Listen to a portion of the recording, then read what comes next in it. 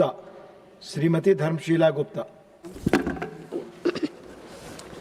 माननीय उपसभापति महोदय, आपका आभार।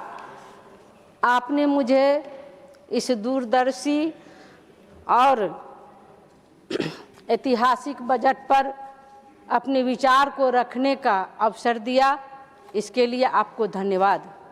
सबसे पहले मैं अपने देश के यशस्वी प्रधानमंत्री आदरणीय नरेंद्र मोदी जी और महिला सशक्तिकरण की प्रतिमूर्ति, हम सबों की गौरव, गतिशील और कर्मठ वित्त मंत्री आदरणीय निर्मला सीतारमण को भी बधाई और धन्यवाद देना चाहती हूं, जिन्होंने 9वीं बार राष्ट्र को समर्पित किया है यह प्रगतिशील बजट।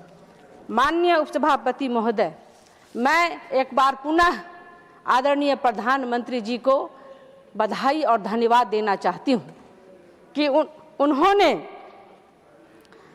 इस ऐतिहासिक उपलब्धि के लिए बधाई देना चाहती हूं कि बजट से ठीक पहले 27 यूरोपीय देशों के साथ हुआ मुक्त व्यापार समझौता, फ्री ट्रेड एग्रीमेंट समझौता, यह विकसित भारत के निर्माण की दिशा में एक मील का पत्थर साबित होगा। पिछले 70 वर्षों में इस तरह का व्यापक और प्रभावशाली समझौता नहीं हुआ था।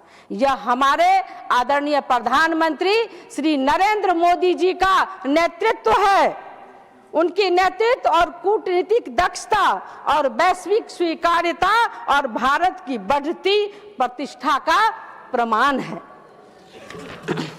माननीय उपसभापति महोदय, आज भारत की अर्थव्यवस्था हम चौथी अर्थव्यवस्था पर है, लेकिन आदरणीय प्रधानमंत्री जी के नेतृत्व में हम भारत की तीसरी अर्थव्यवस्था की ओर आगे बढ़ रहे हैं और हमारा भारत विश्व के पटल पर डंका बजा रहा है। ये सिर्फ और सिर्फ आदरणीय नरेंद्र मोदी जी के नेतृत्व का ही प्रतिफल है। इंडिया एट द रेट 2047 का संकल्प अब केवल सपना नहीं बल्कि साकार होती हुई वास्तविकता है। इस बजट में 7.4% जीडीपी वृद्धि का लक्ष्य रखा गया, जो हमारी सुदृढ़ और आर्थिक और प्रभावी नीतियों का प्रमाण है। इस वर्ष कुल व्यय का लगभग 48 से 50 लाख करोड़ रुपए के स्तर पर प्रस्तावित है, जो पिछले वर्ष की तुलना में उल्लेखनीय वृद्धि हुई है। पूंजीगत व्यय को लगभग 11 लाख करोड़ रुपए तक बढ़ाया गया है।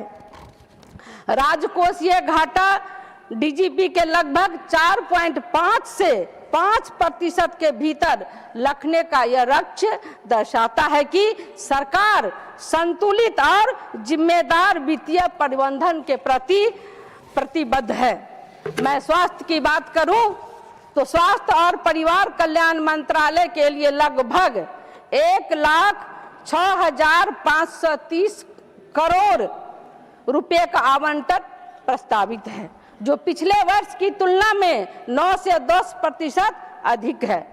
मैं कैंसर की बात करूं, मैं बिहार से आती हूं और उत्तर बिहार में आर्सेनिक पानी की वजह से महिलाएं कैंसर से रोग से अधिक पीड़ित होती हैं।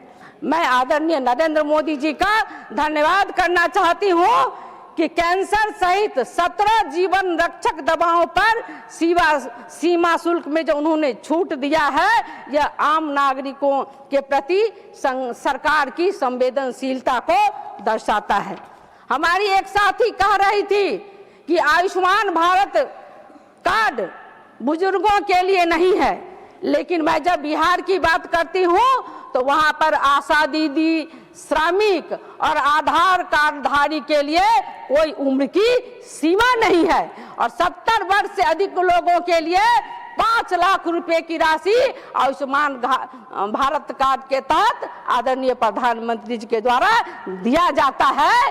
ये समाज के सभी वर्गों के लिए है। मैं उच्च शिक्षा की बात करूं तो उच्च शिक्षा के लिए विदेश जाने वाले विद्यार्थियों को कर छूट की सीमा में वृद्धि का निर्णय भी युवा शक्ति को सशक्त की दिशा में महत्वपूर्ण कदम है। यह बजट युवाओं, किसानों और महिलाओं के लिए, मध्यम वर्ग के लिए लाभकारी बजट है। एक मिनट अध्यक्ष महोदय, माननीय सभापति महोदय, यह बजट केवल आंकड़ों का संकलन नहीं बल्कि विकसित भारत की सशक्त और स्पष्ट रूपरेखा है। यह आत्मनिर्भर भारत, सशक्त भारत और समृद्ध भारत की दिशा में एक निर्णायक कदम है। मैं इस ऐतिहासिक और जन कल्याणकारी बजट का पूर्ण समर्थन करती हूँ। श्रीमती किरण चौधरी जी। Thank you, sir.